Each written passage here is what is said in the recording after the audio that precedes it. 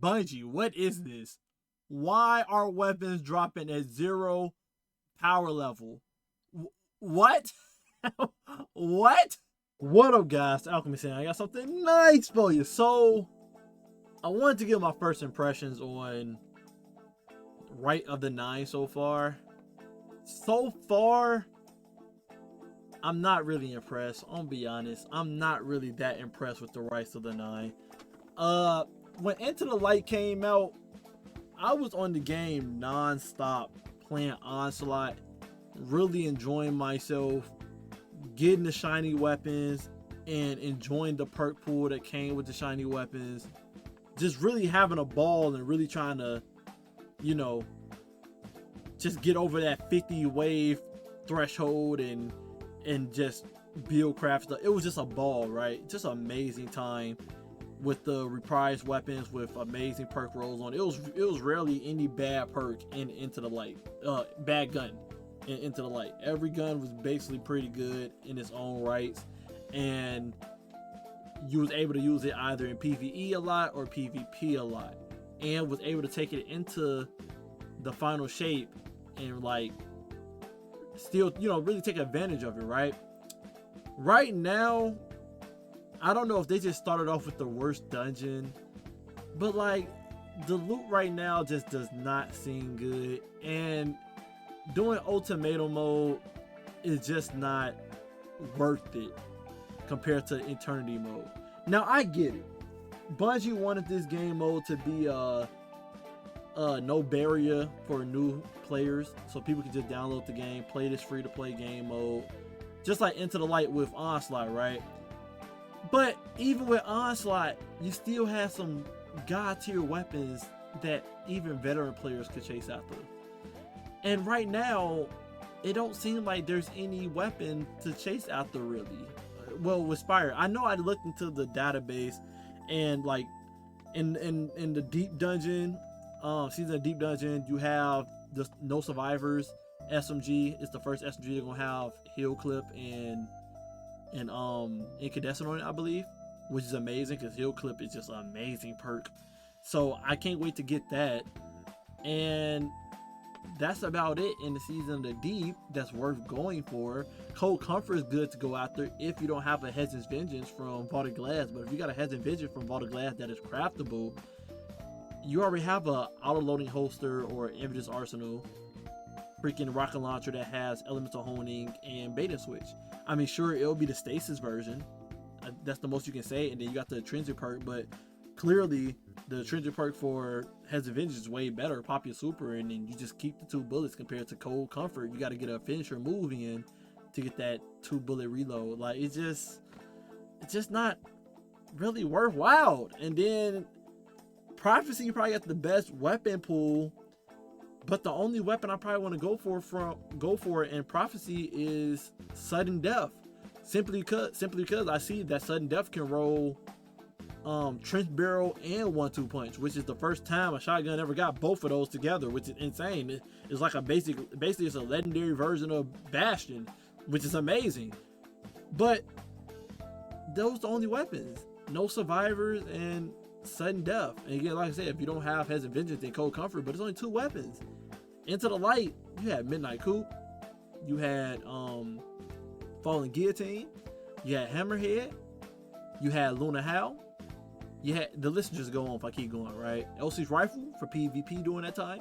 The list just go on forever if I keep going. Mountaintop, like Air's Transit, literally the DPS King during that time. It's just too many weapons that came out during that time that was like, I love this. I'm farming Onslaught nonstop, and the rewards was amazing. Every 10 waves you did in Onslaught, it was just raining loot. In the dungeon, it's like, first of all, I don't want to keep redoing the dungeon over and over again. Onslaught, the experience felt fresh and different in 3 different maps. I gotta try to fight to get 50 waves. The enemy pool would change every time. It added some type of variety to it, and anything can happen when it came to the objectives. And you played on hard difficulty. Everybody know Master. The hardest difficulty on Onslaught is probably the hardest difficulty content in the game outside of Grandmaster, because literally it's the highest light level in the game. Throw heck of enemies at you and anything happen, right? But with this dungeon, contest mode, I love it. It should be something that should be in the game, permanently, right? For you to just test yourself. But the rewards for it is not worth it. Now, this may be a hot take from me. This may be a hot take, okay? This may be a hot take. I don't care for adept weapons that much.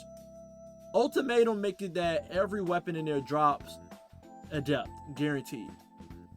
But adept weapons only make it that you can put adept mods on. And adept mods don't make the gun that really different. I don't know why people chase after them. Unless you're a PvPer where you need that plus 10 range or that plus 10 stability, then fine. Yes, okay, that makes sense in a PvP standpoint. But these are PvE weapons.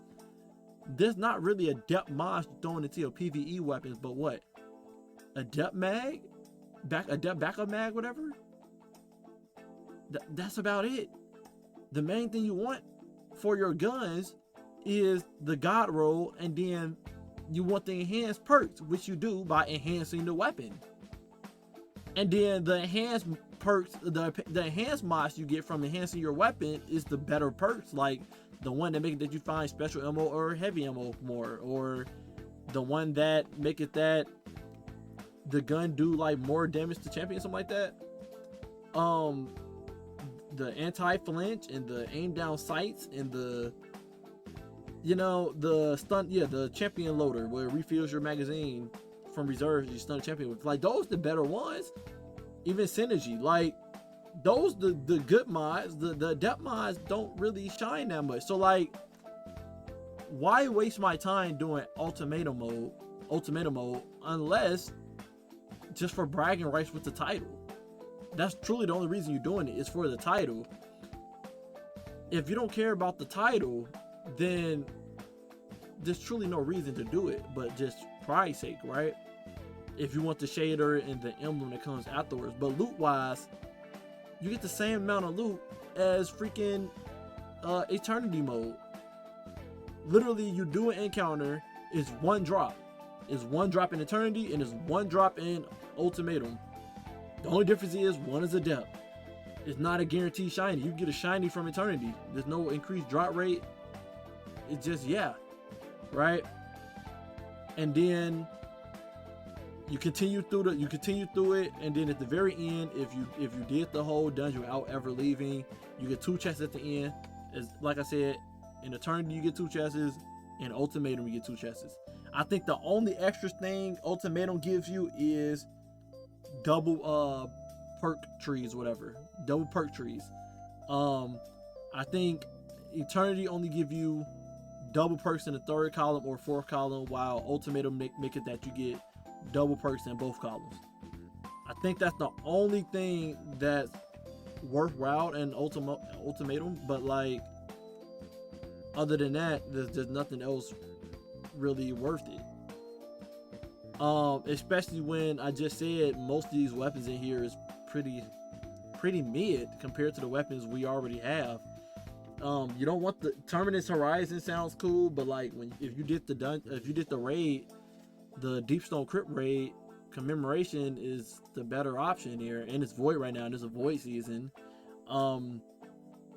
Yeah, I'm not gonna dive too deep in there. Y'all get what I mean. Y'all get what I'm saying, okay? You can farm Eternity difficulty way quicker and have a chance of getting a shiny to drop way more often compared to ultimatum farming, right? Unless you just farm like one encounter ultimatum like the beginning and then leave. That'll take like 5 minutes and just keep rinse, wash, and repeat. That's a good way to farm, right? But like, yeah, it's not really worthwhile. And what I think make this even worse is like the setup. Edge of Fate, Bungie is changing the way light level work. They're changing it to like weapon power, whatever, craft for your character. Like, light levels changing completely. The gun system and armor system changing completely. We're getting a new thing called tiers. You got tier 1 weapons all the way to tier 5 weapons, and you got tier 1 armor all the way to tier 5 armor. And usually when Bungie do a system change when it comes to armor and guns, it's better to get new guns and new armor from the new expansion and on forth than using your old weapons and armor. Since these weapons aren't that broken like Into the Light weapons were, and we know the gun system is changing in the expansion, I really can't see a reason why to chase after these weapons. Like, besides the two I named, where it's a very unique, you know, perk tree, I really don't see a reason to. Do I enjoy the challenge of ultimatum mode, playing contest mode, or the old dungeon stuff? Yes, it should be something that's in the game no matter what, and I think that's what the ultimate difficulty gonna be in Edge of Fate beyond Grandmaster. But yeah, let me know what y'all think. Comment down below. Right now, I feel very underwhelmed by this event. Onslaught was way funner with matchmaking, just going in there, killing enemies 50 ways and stuff, seeing the different variety of bosses and objectives and stuff. Way funner compared to this game mode of just running the dungeon over and over again to get the loot. That's not that worthwhile and not that plentiful like Onslaught was. If I would make any changes, if we playing ultimatum mode and contest mode, whatever, for these dungeons, they should have did 3 loot drops per encounter, since people are tryharding to beat the encounters. It should definitely be 3 drops to make it stand out and edge, urge freaking veteran players to play the contest mode version, instead of saying I have a better chance just farming eternity and still getting the exact same amount of loot. It's kind of ludicrous, to be honest. But again, let me know what y'all think. Comment down below. Right now, I feel kind of underwhelmed. Hopefully this goes up next week and the week after for the next rotations of dungeons. But yeah, man, Onslaught Into the Light was definitely better than this right now. I feel like there should have been an extra game mode here besides just run the dungeons, right? But maybe they're trying to test, the new players, so that when expansion come out, they can be used to puzzles and whatnot, so that they actually can enjoy the new expansion when in open world Metrovania style. But love you guys, appreciate you guys always, and until next time, stay up.